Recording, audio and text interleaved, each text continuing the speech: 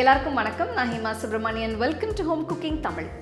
இன்றைக்கி பார்க்க போகிற ரெசிபி ஸ்டூடெண்ட்ஸ், பேச்சுலர்ஸ், வேலை செய்கிறவங்களுக்கு, இல்லைனா ஏதாவது மத்தியானம் குயிக்காக செய்யணும்னு நினைக்கிறவங்களுக்கு இந்த ரெசிபி பர்ஃபெக்டாக இருக்கும்.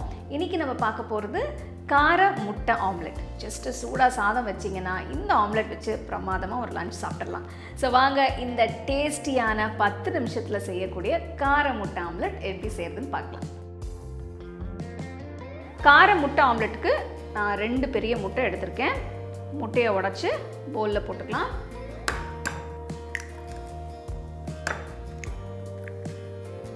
இதில் கொஞ்சமாக பொடியாக நறுக்கின வெங்காயம் சேர்த்துக்கலாம்.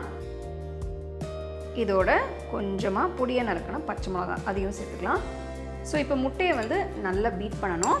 ஜஸ்ட்டு ஃபோர்க் வச்சோ இல்லைன்னா விஸ்க் வச்சு நல்லா இப்படி அடித்து எடுத்து வச்சுருங்க.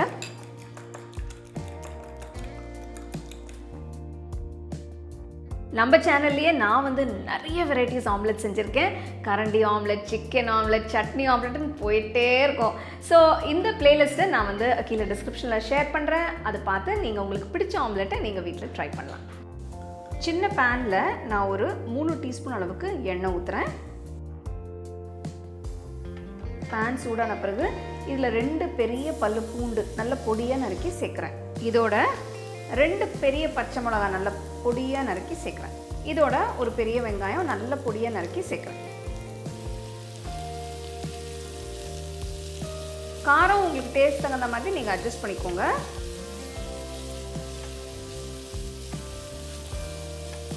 வெங்காயம் 1 நிமிஷம் வதங்கின பிறகு இப்போ இதில் மசாலா தூள் எல்லாம் சேர்த்துடலாம்.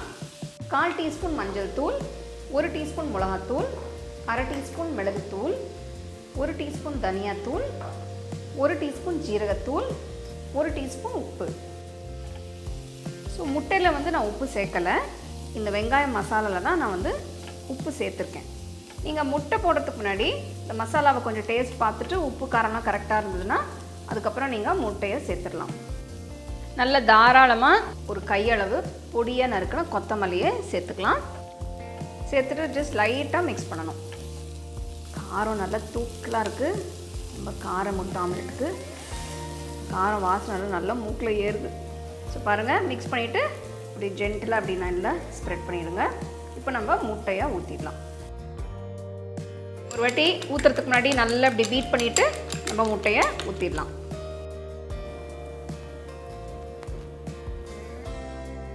முட்டையை ஊற்றிட்டு பேனை மூடி வச்சிடலாம். இப்போ ஆம்லெட்ஸ்ன்னு பார்த்தீங்கன்னா நிறைய வெரைட்டிஸ் இருக்குது. உங்களுக்கு பிடிச்ச ஆம்லெட் என்ன? எங்கேயாவது ஸ்பெஷலாக புது வெரைட்டியான ஆம்லெட் சாப்பிட்ருக்கீங்களா? எனக்கு கமெண்ட் செக்ஷனில் சொல்லுங்கள்.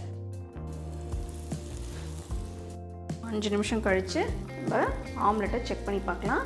பாருங்கள், நல்லா வெந்திருக்கு. இப்போ நம்ம மெதுவாக திருப்பி போட்டுடலாம். ஃப்ளேம் ஃபுல்லாக லோலியே வச்சு செய்யுங்க, இல்லைன்னா தீஞ்சிரும். திருப்பி போட்டு ஒரு 30 செகண்டில் நம்ம ஆம்லெட்டை வெளியில் எடுத்துடலாம்.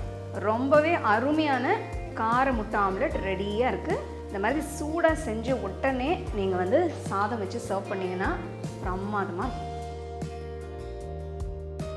பாருங்கள், ஆம்லெட்டை நல்லா ரைஸில் இப்படி மிக்ஸ் பண்ணி, ஆஹா, ஒன்றும் வேண்டாம், இது மட்டும் இருந்தால் போகிறோன்னு நினைக்கிறேன். இப்போ பாருங்கள்,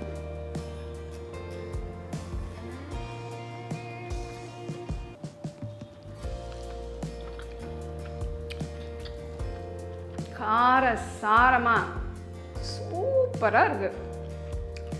வீட்டில் முட்டை இருக்குல்ல, உடனே செஞ்சு ட்ரை பண்ணி எப்படி இருந்ததுன்னு எனக்கு சொல்லணும். அந்த பிளேட்டை காலி பண்ண போகிறேன். நான் நல்லா என்ஜாய் பண்ணேன். கார சாரமாக ரொம்பவே டேஸ்ட்டாக இருந்தது.